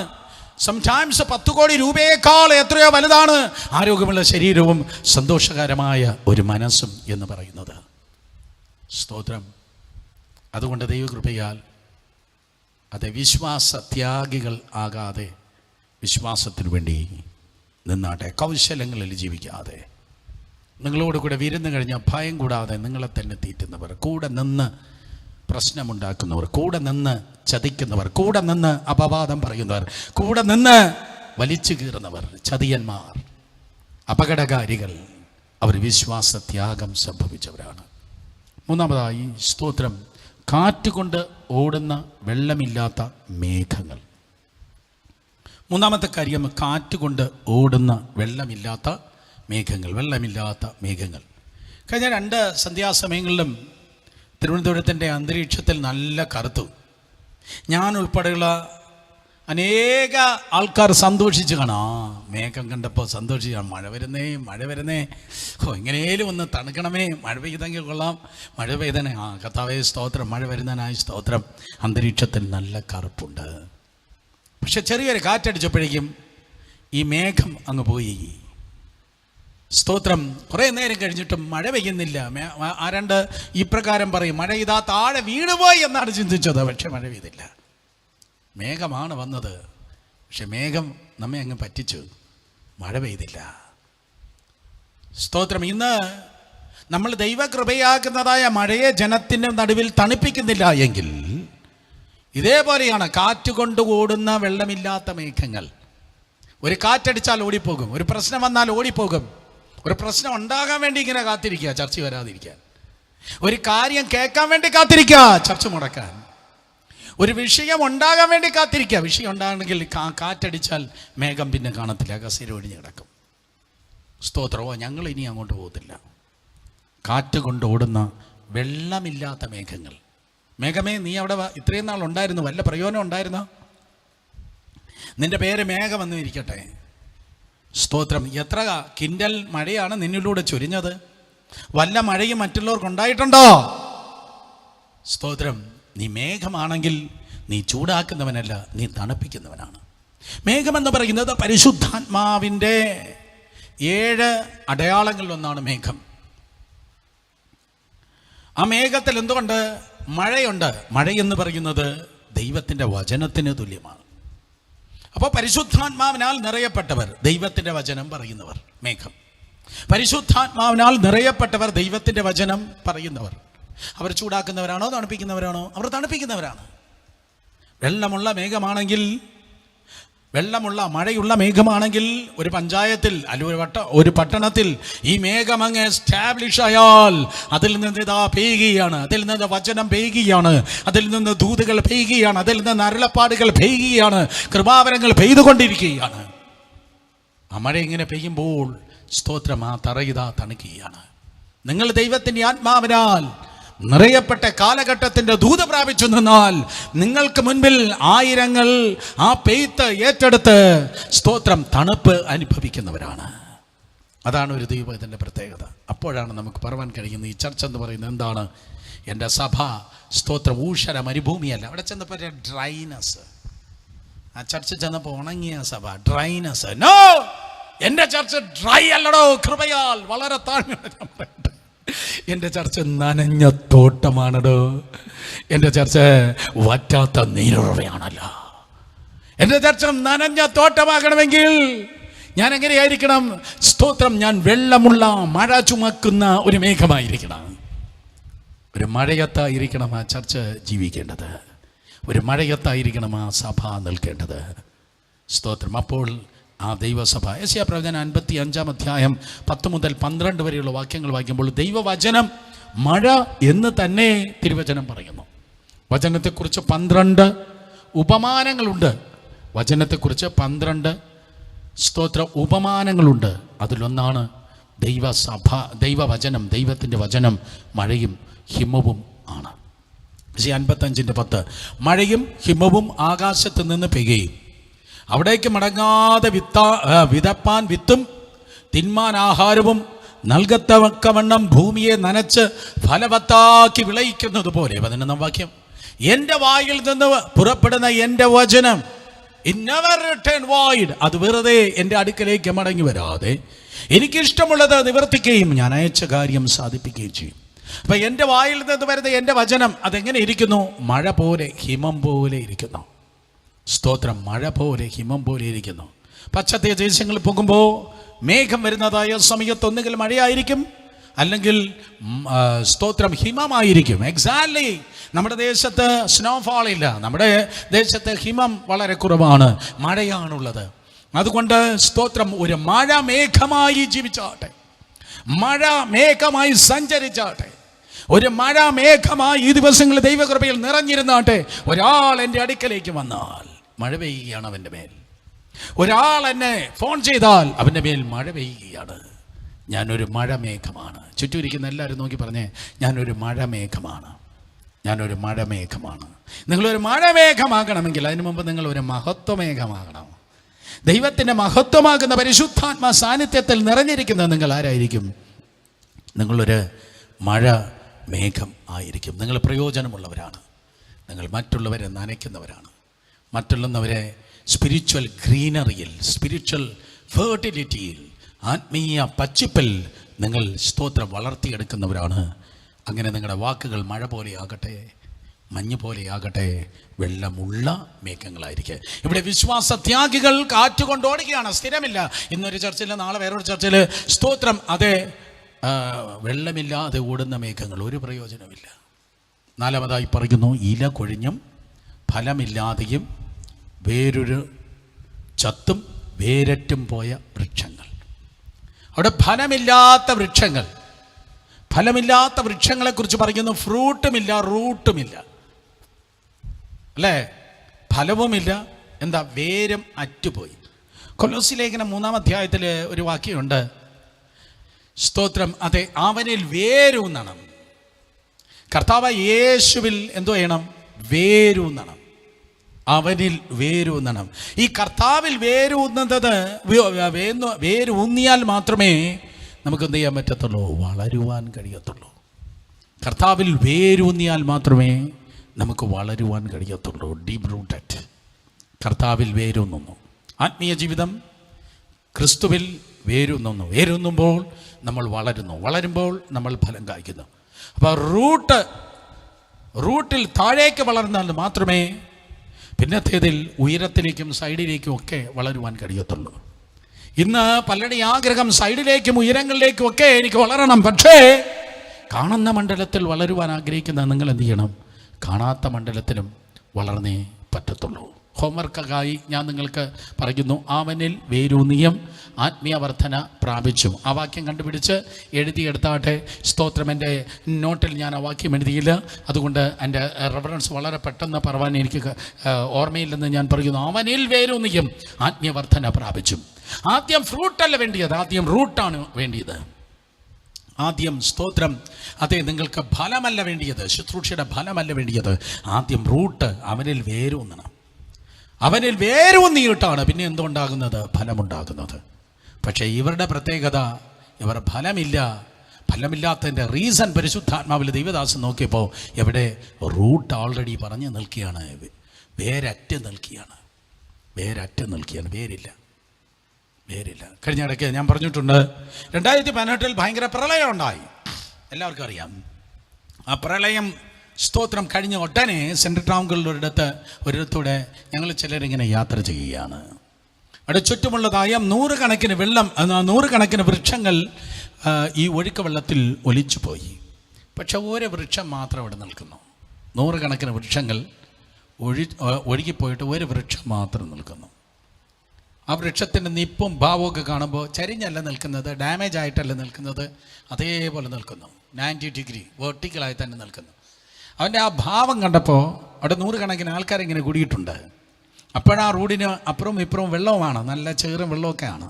പക്ഷേ ഈ വൃക്ഷത്തെ നോക്കുമ്പോൾ പ്രളയം, റിയലി അതെന്നതാ എന്ന് പ്രളയത്തെ വെല്ലുവിളിച്ചവൻ നിൽക്കുകയാണ്.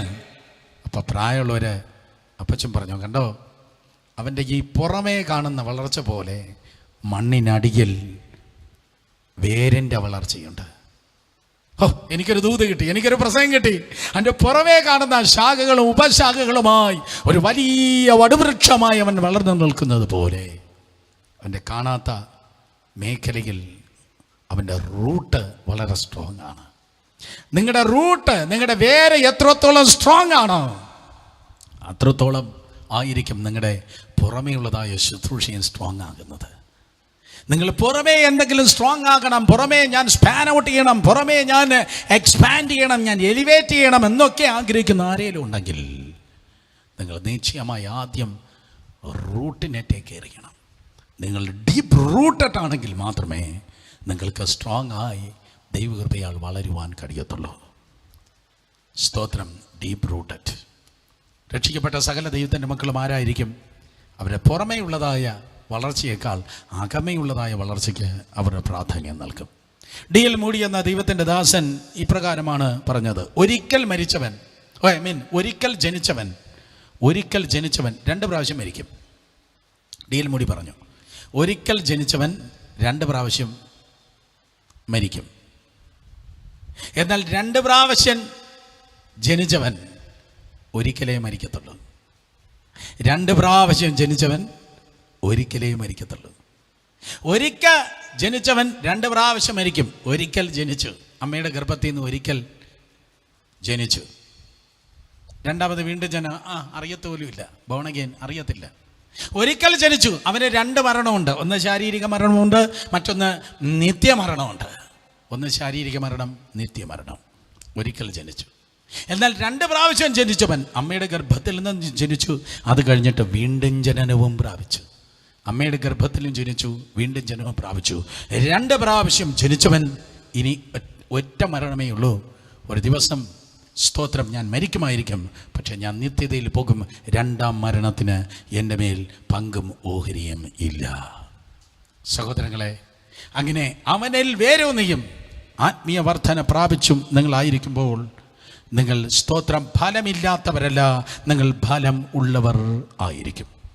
ഫലമുള്ളതാണ് ആത്മീയ ജീവിതം.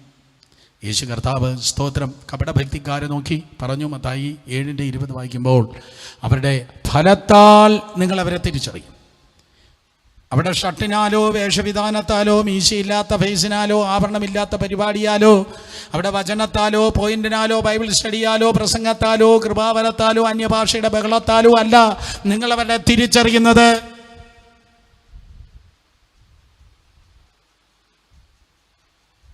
അവിടെ ഫലത്താൽ നിങ്ങളവരെ തിരിച്ചറിയും. മത്തായി 7:20.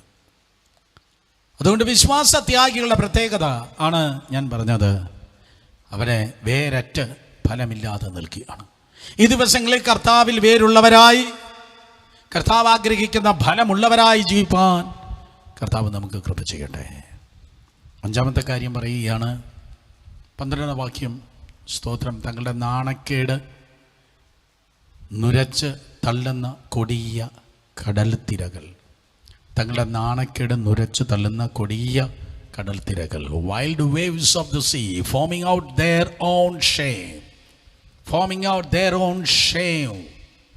സ്തോത്രം, അതെ, ഫോമിങ് ആണ്. ഫോം എന്ന് പറഞ്ഞാൽ നുരച്ച് പൊങ്ങുന്ന പതകൾ പോലെ. കണ്ടിട്ടില്ലേ കടൽ തിരമാല ഇങ്ങനെ കുറേ പതകളുമായി വരുന്നത്?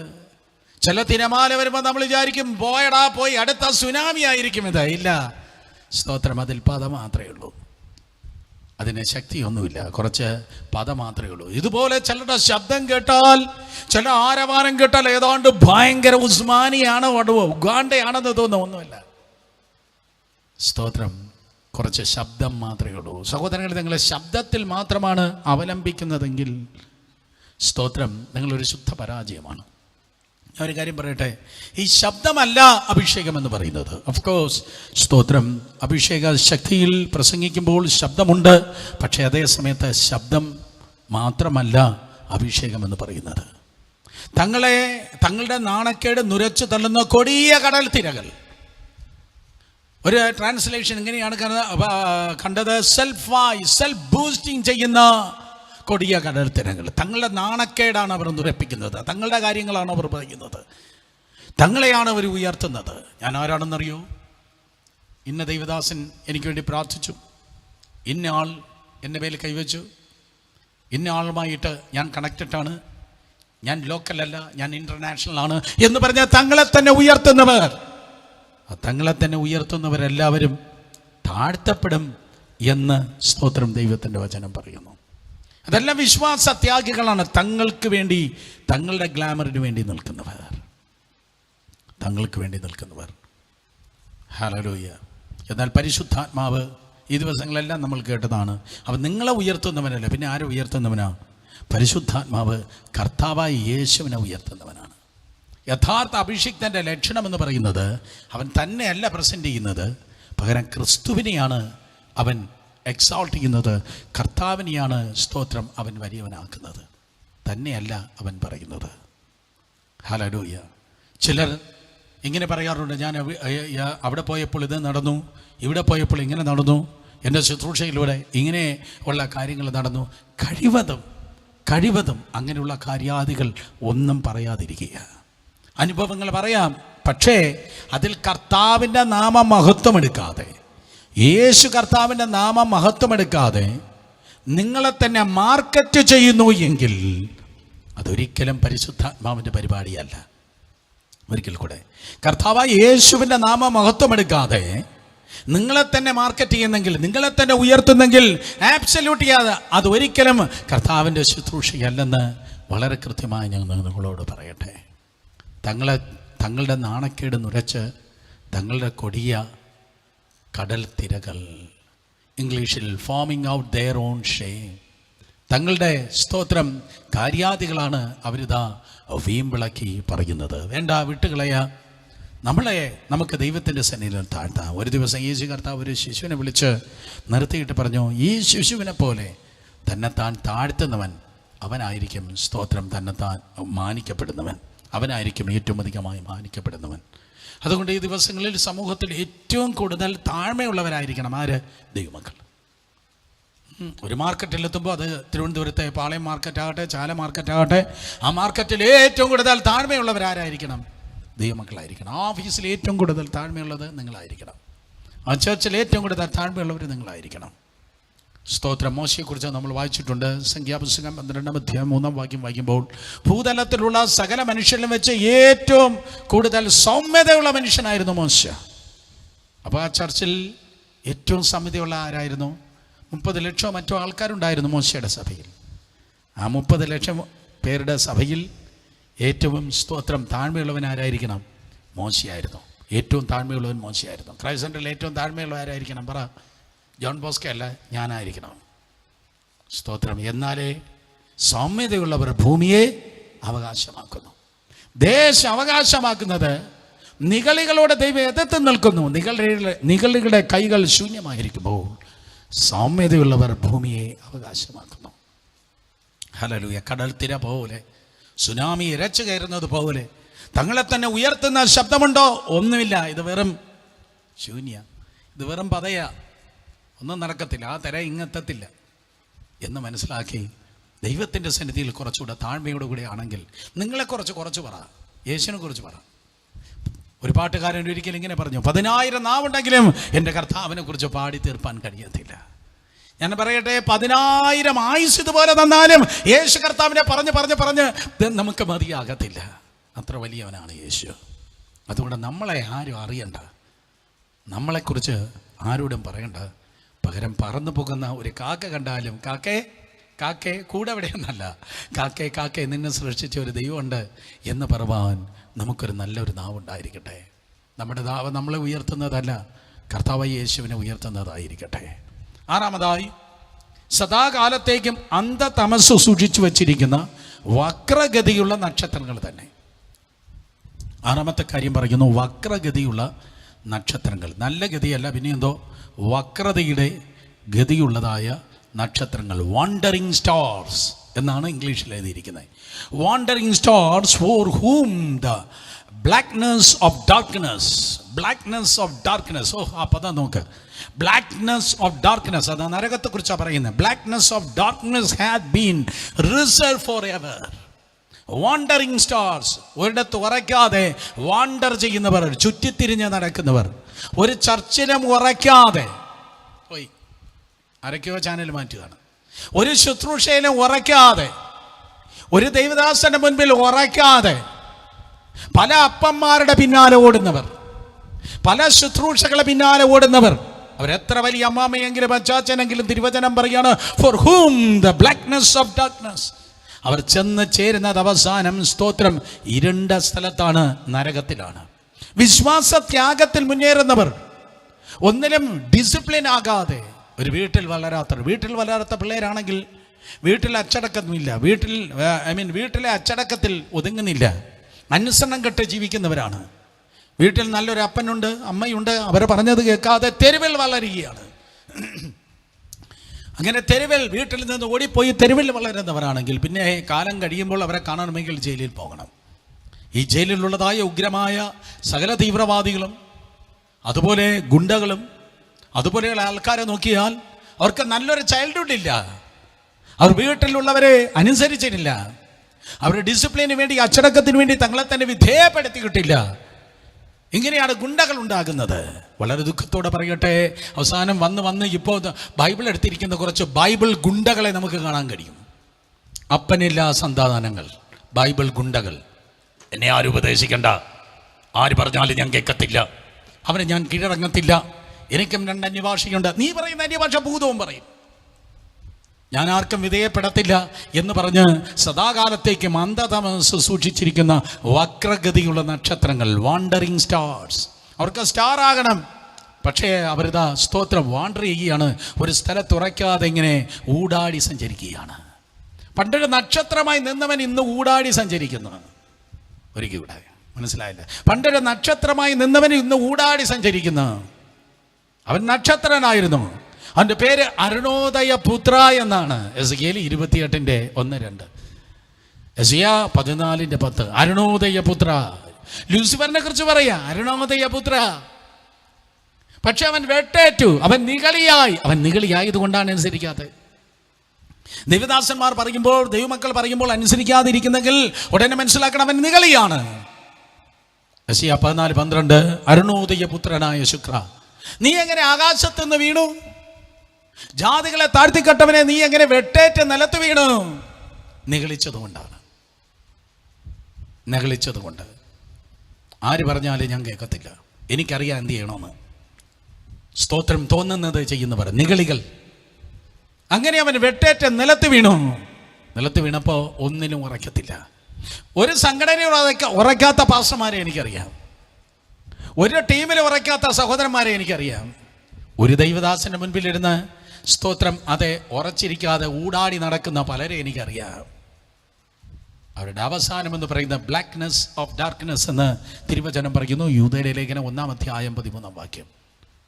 സ്തോത്രം. അതുകൊണ്ട് ഉറക്കേണ്ടടുത്ത് ഉറക്കണം. എവിടെയെങ്കിലും പോയി ഉറച്ചോ എന്നല്ല ഞാൻ പറയുന്നത്. മനുഷ്യൻ എവിടെ പാർക്കണമെന്ന് ദൈവം ഓൾറെഡി തീരുമാനിച്ചിരിക്കുന്നതെന്ന് അപ്പോസ്തല പ്രവൃത്തി പറയുന്നു. മനുഷ്യൻ എവിടെ കുടിയിരിക്കണമെന്ന് ദൈവം തീരുമാനിച്ചിരിക്കുന്നു. മനുഷ്യൻ എവിടെ കുടിയിരിക്കണമെന്ന് ദൈവം തീരുമാനിച്ചിരിക്കുന്നത് പോലെ സ്തോത്രം നീ എവിടെ ആരാധിക്കണമെന്ന് ദൈവം തീരുമാനിച്ചിരിക്കുന്നു. നിങ്ങൾ കുടുംബമായി പാർക്കുന്നവരെങ്കിൽ വളരെ കൃത്യമായ തിരുവചനത്തിൻ്റെ വ്യവസ്ഥയിൽ പറയട്ടെ, നിങ്ങൾ ഒരുമിച്ച് പാർക്കുന്നവരാണെങ്കിൽ നിങ്ങൾ ഒരുമിച്ച് ആരാധിക്കുന്നവരുമായിരിക്കണം.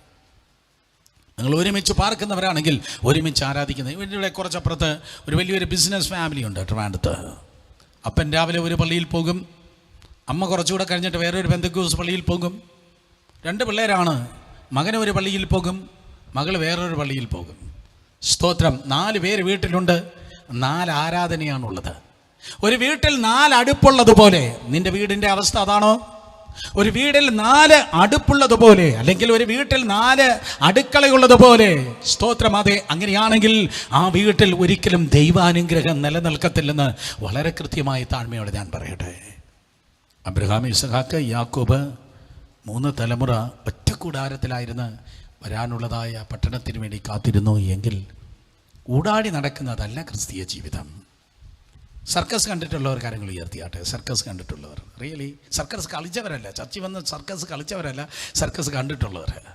സർക്കസ് കാണുമ്പോൾ ഒരു ഊഞ്ഞാലിൽ നിന്ന് അടുത്ത ഊഞ്ഞാലിൽ, രണ്ടാമത്തെ ഊഞ്ഞാലിൽ നിന്ന് മൂന്നാമത്തെ ഊഞ്ഞാലിൽ, മൂന്നാമത്തേൽ നിന്ന് നാലാമത്തേന്ന് അഞ്ചാമത്തേതിൽ ഇങ്ങനെ ഊടാടി നടക്കുന്നതല്ല, ചാടി നടക്കുന്നതല്ല അഭ്യാസി.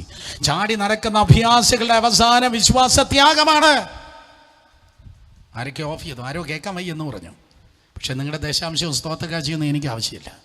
ഞാൻ ദൈവവചനം ഉള്ളതുപോലെ പറയട്ടെ. ദൈവവചനം സ്തോത്രം. ദൈവത്തിൻ്റെ സഭ എന്ന് പറയുന്നത് അത് തുറന്നു കിടക്കുന്ന വയലല്ല, അതിനൊരു ഡിസിപ്ലിനുണ്ട്. അത് കെട്ടി അടച്ചിരിക്കുന്ന ഒരു തോട്ടമാണ്. അതുകൊണ്ട് സഹോദരങ്ങളെ, പ്രോബ്ലംസ് വരാം, പക്ഷെ അവിടെയൊക്കെ ദൈവത്തിൻ്റെ കൃപയാൽ ഉറച്ചു നിന്നതുകൊണ്ടാണ് ദൈവകൃപയാൽ ഞങ്ങളൊക്കെ എങ്ങനെയായത്. ഹല്ലേലൂയ, സ്തോത്രം. ഒത്തിരി നെഗറ്റീവ്സ് പറയാൻ കഴിയും, ഒത്തിരി നെഗറ്റീവ്സ് സ്തോത്രം ചിന്തിപ്പാൻ കഴിയും. ഒത്തിരി നെഗറ്റീവ്സ് ആയിരുന്ന സ്ഥലങ്ങളിൽ നിന്നും വ്യക്തിത്വങ്ങളിൽ നിന്നും അനുഭവിച്ചിട്ടുണ്ട്. പക്ഷേ ചുറ്റും നിന്ന് ആൾക്കാരെ നോക്കാതെ വിളിച്ച കർത്താവിനെ മേലേക്ക് നോക്കി രഹസ്യത്തിലും പരസ്യത്തിലും ഉപവസിച്ച് രാത്രിയും പകലും കണ്ണുനീരൊഴുക്കി വിളിച്ചവനെ അങ്ങ് വിശ്വസ്തനാണ്, വിളിച്ച ദൈവം വിശ്വസ്തനല്ലോ എന്ന് പറഞ്ഞ് ദൈവകൃപയിൽ ആശ്രയിച്ചതുകൊണ്ട് ഇന്ന് ഇന്ത്യയിൽ 19 സംസ്ഥാനങ്ങളിൽ, ലോകത്തിൽ 39 രാജ്യങ്ങളിൽ നിൽക്കുവാൻ കർത്താവ് കൃപ ചെയ്തു. എന്നെ ദൈവം നിർത്തിയെങ്കിൽ നിങ്ങളെയും നിർത്തുവാൻ തക്കോണം ശക്തനാണ്. അതുകൊണ്ട് പ്രോബ്ലംസ് കണ്ട് ഓടിപ്പോകില്ല, പ്രോബ്ലം നിന്നെ കണ്ട് ഓടിപ്പോകട്ടെ. നെഹെമ്യാവ് ഇപ്രകാരം പറഞ്ഞു, എന്നെപ്പോലെ ഒരു മനുഷ്യൻ ഓടിപ്പോകുമോ? In Jesus name. അതുകൊണ്ട് തങ്ങളുടെ നാണക്കേട് നുരച്ച് തള്ളുന്ന കൊടിയ കടൽ തിരകൾ, സദാകാലത്തേക്കും അന്ധതമസ് സൂക്ഷിച്ചു വച്ചിരിക്കുന്ന വക്രഗതിയുള്ള നക്ഷത്രങ്ങളാകാതെ നല്ല ഗതിയിൽ ജീവിപ്പാൻ കർത്താവ് കൃപ ചെയ്യട്ടെ. ഈ ബൈബിൾ സ്റ്റഡി അവസാനിക്കുകയാണ്. ഞാൻ അവസാനം ഒരു സെൻറ്റൻസ് കൂടെ പറഞ്ഞ് അവസാനിപ്പിക്കട്ടെ. അതുകൊണ്ട് സ്തോത്രം, അതെ, ആ സദ്യകളിലുള്ളതായ കല്ലുകടിക്കുന്ന അനുഭവങ്ങൾ കൊടുക്കാതെ നിങ്ങൾ ആരായിരിക്കണം? സഹോദരി സഹോദരന്മാരെ, സഹവിശ്വാസികളെ, ഒരു കംപ്ലീറ്റ് മീലായി, ഒരു സമ്പൂർണ്ണ ആഹാരമായി ആശ്വസിപ്പിക്കുന്നവരായിരുന്നാട്ടെ. കർത്താവിൻ്റെ കൃപയാൽ സ്തോത്രം വക്രബുദ്ധികളായി ജീവിക്കാതെ, മറ്റുള്ളവരെ യൂസ് ആൻഡ് ത്രോ, അവരിൽ നിന്ന് സഹായം കിട്ടിയിട്ട് തിരിഞ്ഞു കൊത്തുന്നവരാകാതെ, നേരെ വാ നേരെ പോ എന്ന് പറഞ്ഞ് വെളിച്ചത്തിൽ വ്യക്തമായി നടക്കുന്നവർ ആയിരിക്കട്ടെ.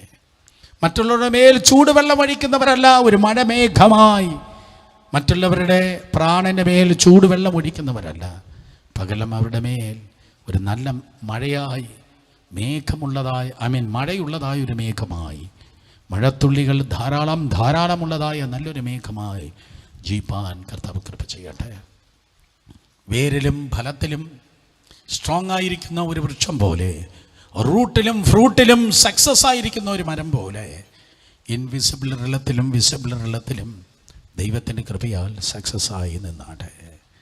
അവസാനമായി സ്തോത്രം, തിരുവചനത്തിൽ നിങ്ങൾക്ക് കാണുവാൻ തൊക്കെ കഴിയും, തങ്ങളെ തന്നെ ഉയർത്താതെ കർത്താവിനെ ഉയർത്തുന്നവരായിരുന്നാട്ടെ. ഹല്ലേലൂയ. പൂർണ്ണമായി ഒരു സഭയെ സംബന്ധിച്ച്, ഒരു ശുശ്രൂഷകളെ സംബന്ധിച്ച് ദൈവത്തിൻ്റെ നാമത്തിൽ കർത്താവിൻ്റെ കൃപയാൽ നിൽക്കുന്നവർ ആയിരിക്കട്ടെ. ദൈവത്തിൻ്റെ കരുത്തിൽ നമ്മെ തന്നെ ഏൽപ്പിക്കാം. സ്തോത്രം. യൂദയുടെ ലേഖനം 12-13 വാക്യങ്ങൾ ഒരിക്കൽ കൂടെ വായിച്ച് നമുക്കൊരുമിച്ച് പ്രാർത്ഥിക്കാം. ഇവർ നിങ്ങളുടെ സ്നേഹസദ്യകൾ മറഞ്ഞു കിടക്കുന്ന പാറകൾ, നിങ്ങളോടുകൂടെ വിരുന്ന് കഴിഞ്ഞ് ഭയം കൂടാതെ നിങ്ങളെ തന്നെ തീറ്റുന്നവർ, കാറ്റുകൊണ്ട് ഓടുന്ന വെള്ളമില്ലാത്ത മേഘങ്ങൾ, ഇല കൊഴിഞ്ഞും ഫലമില്ലാത്തതും രണ്ടുരുടെ ചത്തും വേരറ്റും പോയ വൃക്ഷങ്ങൾ, തങ്ങളുടെ നാണക്കേട് നുരച്ചുകൊള്ളുന്ന കൊടിയ കടൽ തിരകൾ, സദാകാലത്തേക്ക് മന്ദതമസ് സൂക്ഷിച്ചിരിക്കുന്ന വക്രകൃതിയുള്ള നക്ഷത്രങ്ങൾ. നിങ്ങളങ്ങനെയാകാതെ കർത്താവിൻ്റെ സന്നിധിയിൽ നേരോടും നിരപ്പോണും കൊണ്ട് നിൽക്കുവാൻ ദൈവത്തിൻ്റെ സന്നിധിയിൽ പ്രാർത്ഥിച്ചാട്ടെ. നമുക്കൊരുമിച്ച് പ്രാർത്ഥിക്കാം. Thank you Jesus, thank you Jesus. കൃപയിൽ ഞങ്ങൾ താങ്ങിയാട്ടെ, കൃപയിൽ ഞങ്ങൾ നിർത്തിയാട്ടെ. വിശ്വസ്ത കർത്താവെ നൽകിയ നല്ല കൂട്ടായ്മയ്ക്കായി സ്തോത്രം ചെയ്യുന്നു. നിൻ്റെ ജനത്തെ അവിടുന്ന് ആശ്വസിപ്പിക്കും, നിൻ്റെ ജനത്തെ അവിടുന്ന് അനുഗ്രഹമാക്കും. പരിശുദ്ധാത്മാവെ, ഗുണീകരണത്തിനായി ഇന്ന് രാത്രിയിലും അങ്ങയുടെ ശബ്ദം കേൾക്കുവാൻ അവിടുന്ന് കൃപ ചെയ്തല്ലോ. ദൈവകൃപയിൽ യഥാർത്ഥ വിശുദ്ധിയിൽ ജീവിപ്പാൻ, കർത്താവിൻ്റെ കൃപയിൽ ജീവിപ്പാൻ അവിടുന്ന് സഹായിക്കും. സ്വാർത്ഥതയിൽ ഞങ്ങൾക്ക് ജീവിക്കേണ്ട കർത്താവെ, ഒരുവൻ തൻ്റെ ഗുണമല്ല മറ്റുള്ളവൻ്റെ ഗുണം കൂടെ നോക്കട്ടെ എന്നെഴുതിയിരിക്കുന്നത് പോലെ ഞങ്ങളായിരിക്കുന്ന കൂട്ടായ്മയ്ക്ക് ഞങ്ങൾ അനുഗ്രഹമാകട്ടെ. സഹവിശ്വാസികൾക്ക് ഞങ്ങൾക്കൊരാശ്വാസമാകട്ടെ. മറ്റുള്ളവരെ കൗശലത്തിൽ ഉപയോഗിക്കുന്നവരല്ല കർത്താവേ, മറ്റുള്ളവരിൽ നിന്ന് തട്ടിയെടുക്കുന്നവരല്ല, പകരം മറ്റുള്ളവർക്കായി ഒരനുഗ്രഹമായി ജീവിപ്പാൻ ഞങ്ങളെ സഹായിച്ചാട്ടെ. ആരൊക്കെയോ ചൂടായി ഈ തലമുറയിൽ ഈ നാളുകളിലായിരിക്കുന്നു, ആരൊക്കെയോ ചൂടുള്ള പ്രാണനോടെ പട്ടണത്തിലായിരിക്കുന്നു. അവരെല്ലാം ഞങ്ങൾക്ക് തണുപ്പിക്കണം, അവരെല്ലാവരെയും ഞങ്ങൾക്ക് തണുപ്പിപ്പാൻ മഴയുള്ളതായി ഒരു മേഘമായി ദൈവകൃപയിൽ നിൽക്കുവാൻ അടിയങ്ങളെ ഇവിടുന്ന് സഹായിച്ചാട്ടെ. അങ്ങയിൽ ഞങ്ങൾ വേരുന്നട്ടെ, അങ്ങയിൽ ഞങ്ങൾ ഫലം കായ്ക്കട്ടെ. അങ്ങയിൽ ഞങ്ങൾ വേരൂന്നി ആത്മീയവർദ്ധന പ്രാപിച്ച് രഹസ്യത്തിലും പരസ്യത്തിലും ദൈവത്തിൻ്റെ കൃപയാൽ നല്ല ഫലം കാഴ്ച ജീവിപ്പാൻ അവിടുന്ന് കൃപ ചെയ്താട്ടെ. സ്തോത്രം. പൊങ്ങി വരുന്നതായ വെറുതെ പൊങ്ങുന്ന തിരമാലകൾ പോലെ ഒരു സ്ഥലത്ത് പോലും ഞങ്ങളെ ഉയർത്താതെ ഉന്നതനും ഉയർന്നിരിക്കുന്നവനുമായ കർത്താവിനെ ഉയർത്തുവാൻ സകല നാമത്തിനു മേലായി യേശു കർത്താവിൻ്റെ നാമത്തിൻ്റെ മഹത്വത്തിനു വേണ്ടി ജീവിപ്പാൻ അടിങ്ങളെ സഹായിച്ചാട്ടെ. മലമേലിരിക്കുന്ന പട്ടണം പോലെ, തണ്ടിമേലിരിക്കുന്ന വിളക്ക് പോലെ എന്നും എവിടെയും എപ്പോഴും യേശുവിൽ ജ്വലിക്കുവാൻ, യേശുവിനെ ഉയർത്തുവാൻ, യേശു കർത്താവിനെ മഹത്വപ്പെടുത്തുവാൻ ഞങ്ങളെ അവിടുന്ന് സഹായിക്കും. Thank you Jesus. ദൈവത്തിൻ്റെ ഹിതത്തിൽ ഞങ്ങളായിരിക്കട്ടെ. ഏത് ടീമിലാണോ അവിടെ ഞങ്ങൾ നട്ടത്, ഏത് കൂട്ടായ്മയിലാണോ അവിടെ ഞങ്ങൾ നട്ടത്, ഏത് ചർച്ചിലാണോ ഞങ്ങളത് നട്ടത്, അവിടെ ഞങ്ങൾ വിശ്വസ്തരായിരിക്കട്ടെ. ആ കുടുംബത്തിൽ നിന്ന് ഒറ്റയ്ക്കും ചില്ലറയുമായിട്ടല്ല, കുടുംബമായി അങ്ങയുടെ സന്നിധിയിൽ ഒരേ ആത്മാവിൽ ആരാധിച്ച്, ഒരേ ആഹാരം ഭക്ഷിച്ച്, ഒരേ വെള്ളം പാനം ചെയ്തെന്ന് തിരുവചനത്തിൽ കാണുന്നത് പോലെ ഏകാത്മാവിലായിരിക്കാൻ അവിടെ നിന്ന് സഹായിച്ചാട്ടെ. അതിനെതിരെയുള്ള സകല ഇസബേലി വ്യാപാരങ്ങളെ യേശുവിൻ്റെ നാമത്തിൽ വിശ്വസിക്കുന്നു. ദൈവത്തിൻ്റെ ആത്മാവേ, ദൈവത്തിൻ്റെ ആത്മാവേ, ദൈവത്തിൻ്റെ ആത്മാവേ പരിവർത്തിച്ചാട്ടെ. കൃപയിൽ അവിടുന്ന് പൊതിയും. നൽകിയ നല്ല കൂട്ടായ്മയ്ക്കായി സ്തോത്രം. ആദരിക്കും. അങ്ങ് തന്നെ പുലർത്തുകയും നടത്തുകയും ചെയ്യും. യേശുവിൻ നാമത്തിൽ തന്നെ. ആമേൻ.